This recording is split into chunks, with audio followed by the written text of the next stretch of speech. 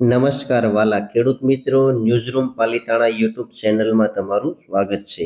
ખેડૂત મિત્રો, સરકારે લીધો છે નિર્ણય 2026માં હવે ખેડૂતોને 6,000નો હપ્તો મળશે પ્લસ 1 લાખ સુધીની સહાય પણ આપવા પાત્ર હશે। તો કયા ખેડૂતને મળશે, કેવી રીતની મળશે, જોરદાર ડિબેટ જગદીશ મહેતાએ કરી છે। આજે આવ્યા છે સાંજે 6:30 કલાકે નવી અપડેટ આવી છે। તો આગળ વિડીયોમાં તમે જોતા રહીજો એટલે સંપૂર્ણ માહિતી તમને સમજાઈ જશે। અને ચેનલમાં નવા છો તો ચેનલને સબસ્ક્રાઇબ કરવાનું ભૂલતા નહીં, જેથી કરીને નવી માહિતી તમારા સુધી પહોંચતી રહે। પીએમ કિસાન 2026માં કેન્દ્ર સરકાર દ્વારા ખેડૂતો માટે કેટલાક મહત્વપૂર્ણ ફેરફારો કરવામાં આવ્યા છે।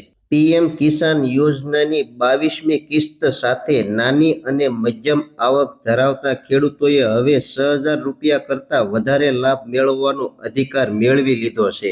નવા વર્ષમાં અમલમાં આવેલી નવી યોજનાઓ ખેડૂતની ખેતીને મજબૂત બનાવશે અને આવક વધારવામાં મદદરૂપ થશે। પીએમ કિસાન યોજનાની 22મી હપ્તા હેઠળ સહાયની રકમ અગાઉ રૂપિયા 6,000ની જગ્યાએ હવે 1 લાખ સુધી પહોંચાડી દેવામાં આવી છે।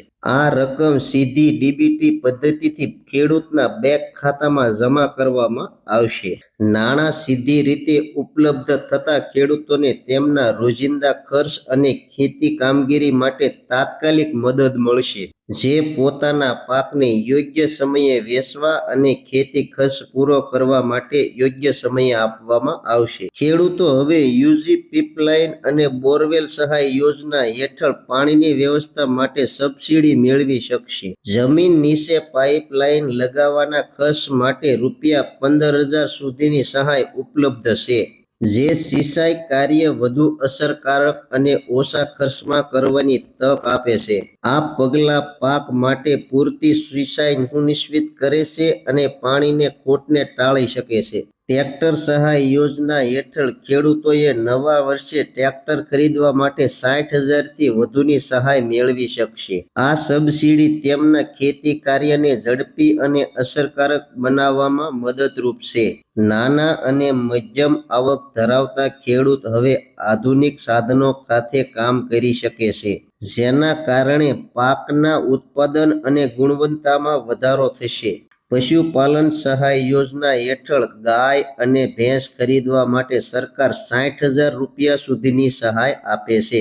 આ સબસિડીના કારણે નફાકારક પશુપાલન શક્ય બને છે અને ખેડૂતના ઘરમાં આવક વધારવામાં મદદ મળે છે।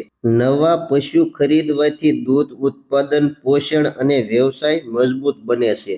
ગોડાઉન સહાય યોજના હેઠળ ખેડૂતો પોતાના પાકને સાચવવા માટે ગોડાઉન બનાવી શકે છે।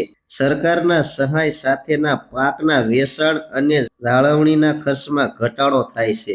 ગોડાઉન સ્થાપનાથી ખેડૂતો બજારમાં યોગ્ય ભાવમાં પાક વેચી શકે છે અને તાત્કાલિક નાણાકીય મુશ્કેલી ટાળી શકે છે। કોચિંગ સહાય યોજના હેઠળ સ્પર્ધાત્મક કૃષિ તાલીમ અથવા કોચિંગ માટે રૂપિયા 20,000 સુધીની સહાય આપવામાં આવે છે। આ યોજના ખેડૂતને આધુનિક ખેતી અને મેનેજમેન્ટ શીખવામાં મદદ કરે છે, જેથી તેઓ વધુ નફાકારક રીતે ખેતી કરી શકે છે। ખેડૂત મિત્રો, 2026માં લેવાયેલા આ તમામ ફેરફારો ખેડૂતો માટે નવા અવસર અને આર્થિક સહાય લાવે છે। પીએમ કિસાન હપ્તો, ટ્રેક્ટર સહાય, યુજી પીપલાઇન સબસિડી, પશુપાલન સહાય, ગોડાઉન અને કોચિંગ સહાય દરેક પાત્ર ખેડૂતને ખેતી કાર્ય મજબૂત બનાવવામાં સહાયરૂપ થાય છે।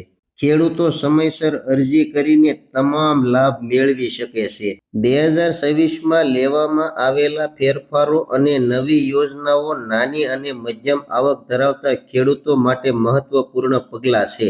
ખેડૂતોના જીવન અને ખેતી કાર્યને વધુ મજબૂત બનાવશે। દરેક પાત્ર ખેડૂતોએ સમયસર અરજી કરી આ યોજનાનો લાભ લેવાનું સુનિશ્ચિત કરવું જોઈએ। આ લેખમાં આપવામાં આવેલી માહિતી સામાન્ય જાણકારી માટે છે, નિયમો, પાત્રતા અને સહાયના રકમમાં સરકાર દ્વારા સમયાંતરે ફેરફાર થઈ શકે છે. ચોક્કસ માહિતી માટે હંમેશા અધિકૃત સરકારી પોર્ટલ તપાસવાની રહેશે. વાલા ખેડૂત મિત્રો, આગળ આપેલી માહિતી સંપૂર્ણ તમને સમજાઈ ગઈ છે. તો મારી માહિતી તમને કેવી લાગી કોમેન્ટ બોક્સમાં કોમેન્ટ કરજો. ચેનલમાં નવા છો તો ચેનલને સબસ્ક્રાઇબ કરવાનું ભૂલતા નહીં, જેથી કરીને નવી માહિતી તમારા સુધી પહોંચતી રહે. હવે મળશું એક નવી માહિતી સાથે. ત્યાં સુધી બધાને જય જવાન, જય કિસાન, ભારત માતા કી જય.